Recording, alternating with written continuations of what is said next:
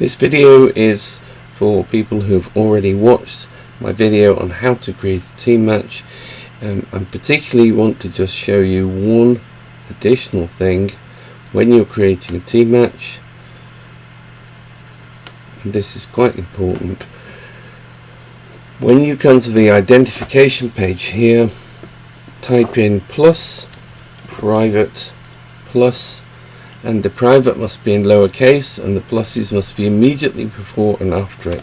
You can put anything else you want in that description line, but as long as you put plus private plus in, then you will not be inundated by players trying to join your team match if you set it up perhaps and lose a player so that you have an empty seat. So always put in plus private plus in your identification. Another thing that is quite useful, and I've filled in the rest of the identification here, quite useful for you to know that when you use plus private plus, you can actually create the team match with no players. And so it says, are you sure you want to create a team match? I say yes, and that match is now created, and we should see it appear here. There we go, on the left, test, no players there.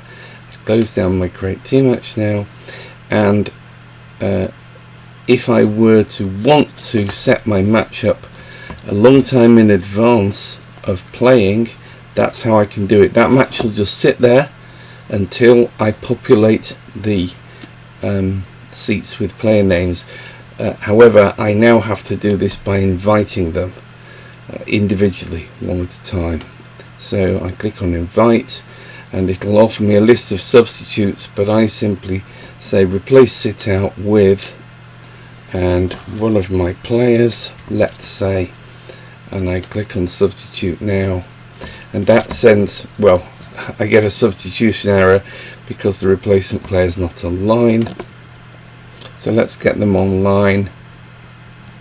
He's just logged in, as you can see at the bottom right. This time I'll invite them again. Substitute sit out with this player, and when they accept,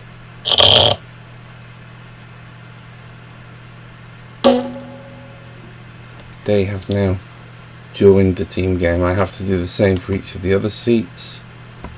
So I can replace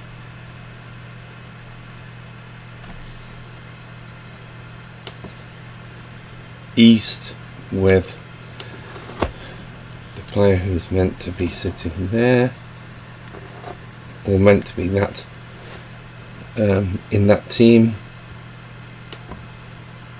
And again, it sends an invitation, and we can see that that player's also joined our team game. And we can put someone into the south seat again.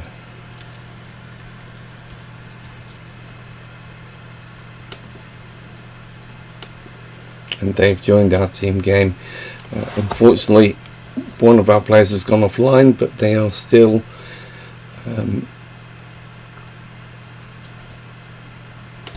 but they will come back to that seat once they go back online. So you can see how we can populate the match seat by seat. It's a slower method than the one in my other main team match video, but it might be useful for you if you want to set the team match up quite a bit before the time that you want to start playing. And it's also, as I said before, very important that you use this plus private plus to stop people coming into the match who you don't want. Now, one other problem that people often fall foul of is that they try to create a team match whilst they've still got one running, and you'll see that if I try to create a team match here, test 2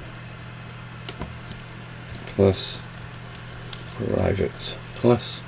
If I try to create this team match and it says am I sure I want to do it, when I try and do it I will get a message saying you can't create the tournament, you've exceeded your tournament limit. That's because I already have a tournament running and you're only allowed to run one tournament at a time. Now if you get this message because you're trying to create a tournament because you've made some error with the first tournament that you created, then what you must do is cancel your existing tournament, and we do that by clicking on the Director tab here. Director tab here. Click on the Teams match there, and we cancel that tournament, and it checks with us whether that's what we want to do. And once we say yes, we want to cancel the tournament, we are now no longer running any tournaments, and therefore we can create a new one if we want. Create team match. Test 2 plus private plus. And if I simply create that, you'll see that it will allow me to do it. It will not come up with that error message, and that's because I'm not already running a tournament. Okay, hope that helps.